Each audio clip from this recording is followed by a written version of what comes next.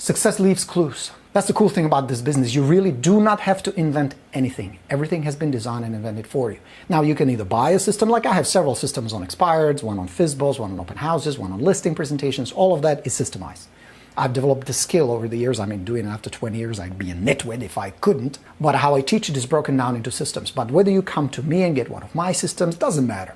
But pick a mentor. It is important that you pick a mentor who not only walks the walk, but knows how to teach it. Because I don't know how many agents think, okay, I sold 50 homes this year, now I can teach others and make a boatload of money. It's a very different skill set.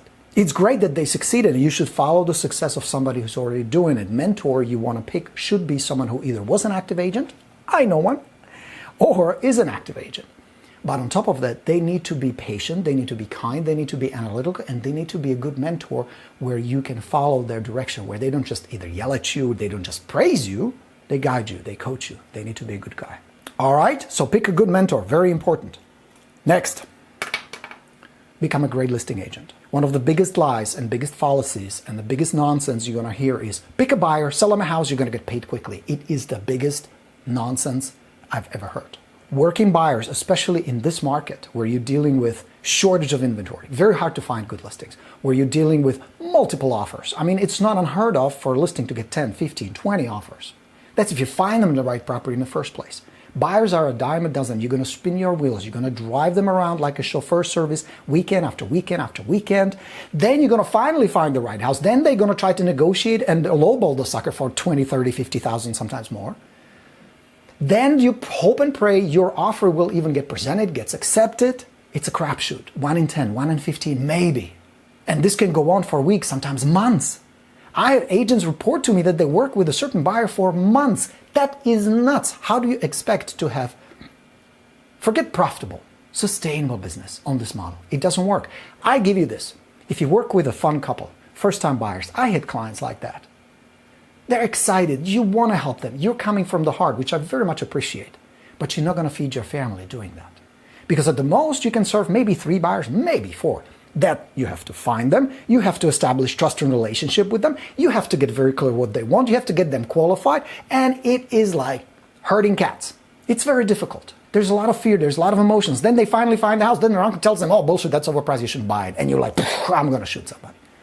You will not make money working buyers. You've got to become a great listing agent. You're gonna study the market, you're gonna study the skills. That means you're gonna prospect for sellers, you're gonna follow up with sellers, you're gonna develop selling skills, listing skills, and that's gonna be your business. Buyers will come naturally. Good listings will attract buyers. Your sellers will become buyers. There are plenty of buyers who will come to you. But you working them as a business model is a suicide. Don't do it. Master the listing game. Only strong listing agents are true rock stars. Look around in your office. There are probably 2 or 3 dominant agents, 2 alpha agents, 2 total rock stars, listings. They take listings and they have poor little minions, buyer's agents, showing property on the weekend while they're playing golf, spending time with the family, hanging out on the yacht, being with friends, reading, doing other stuff, or getting more business. Become a good listing agent. Hear me on this. Money and your survival or your prosperity.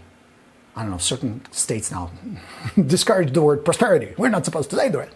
Kidding. Being in listings. Become a rock star listing agent. Shift your mindset, shift your expectations, shift your business model to listings. Only listings. All right. I talked about earlier mastering your skills.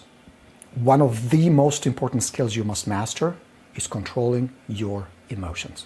You cannot run this business on emotions. You cannot let your emotions control your income. You cannot let your emotions control your business. You cannot let your emotions control your decisions. Unless your emotions are optimistic, passionate, energetic, excited, pleasant.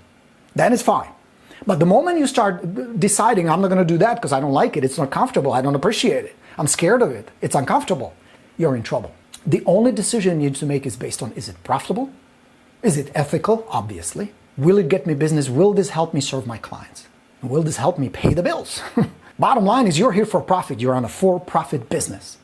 And it's impossible to run effectively a for-profit business if all your decisions are driven by your emotions. Because very often, especially at the beginning, you're going to be uncomfortable. It's normal. You're going to be scared and a little nervous. It's normal. Jesus Christ. First time I went to visit an expired listing, 25 minutes sitting in a car like a nitwit, scared out of my mind.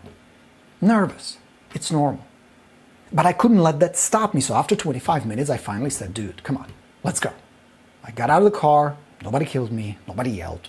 People are pretty nice. Control your emotions. Master your emotions. Separate your emotions from your business. It will serve you well. Last one. You're building your future. And that's not going to happen overnight. At the beginning, we started this series with set the right expectations. Your expectation should be, I'm building a long-term business. I'm building my future. That's going to take some time. I have to focus on my mindset. I have to focus on my skills. I have to focus on my systems. It's going to take a while. It is important in this process to surround yourself with the right tribe. You've got to be very careful who you hang out with. Do not, hear me on this, do not hang out with other rookies, newbies, or negative people. And there will be plenty. And you know why? This will be people who will be telling you it's too tough, it's okay if you failed, and it's okay if you just made $50,000, and it's okay if you find another job, and it's okay if you're mediocre. I have news for you. These are the same people who have given up on their dreams. The reason they're telling you all this, the reason it makes them feel a little better, hoping that you fail, is not because they're bad people. They want good for you. But what they see in you is the drive, is the desire that they used to have. Now they're accepting mediocrity, they're accepting failure as okay, and I'm saying no, it is not okay. Oops, almost broke my table. I'm getting all worked up here. It is not okay. So be very careful who you associate with. Be very careful. That's why we have our tribe on YouTube, here on Facebook, My Rockstars. I designed this group by design on purpose to surround ourselves, including me, with upbeat people, positive people. I mean, we have a bunch of admins kicking people out left and right every day for not just violating our rules, but not playing the game the way it's designed, being optimistic, positive, and passionate. So be very careful who you talk to, who you hang out with. Don't hang out with rookies, don't hang out with negative people, be very deliberate. And that also includes your friends and family, because there will be some friends and family giving you advice like they gave me when they found out I was homeless. Dude, just get a job, get a 9-to-5 job. It's not for everybody, it's okay. You don't listen because it's easy to buy into mediocrity. It's easy to buy into the excuses why they never made it. Be deliberate what you put in your head and who is allowed to visit in there. That's why I so appreciate that you're here, you're watching this, you're listening to this. Real estate is not an easy business. It's not a simple business. I mean, if it was, you wouldn't be making $5, $6, $8, $10, $20,000 a deal. Anybody would be doing it, and we would be working on salary for $15 an hour. It is not an easy business, but it is extremely rewarding. Being able to be in control of your destiny, of your future, of your income, of your freedom for you, your family, your children, your spouse is amazing. Where you don't depend on some boss, you don't depend on some company who decides whether you're going to work for them or not, especially now, people losing jobs left and right. Nobody can fire you, only you can fire you. And yes, that's a responsibility too, but it's also liberating because you're in control. How much money you're going to make, how much you want to work, how you want this to go. You've got the steering wheel, and that is priceless. You're going to pay a price. Of course, there's always a price to pay. You work in a cubicle 9-to-5, there's a price to pay. Sitting on a couch all day, there's a price to pay. Whining and crying, feeling sorry for themselves, like many people do, there's a price to pay.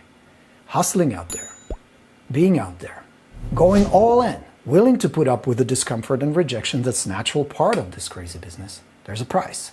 The beautiful thing is, you decide. Hope you enjoyed this.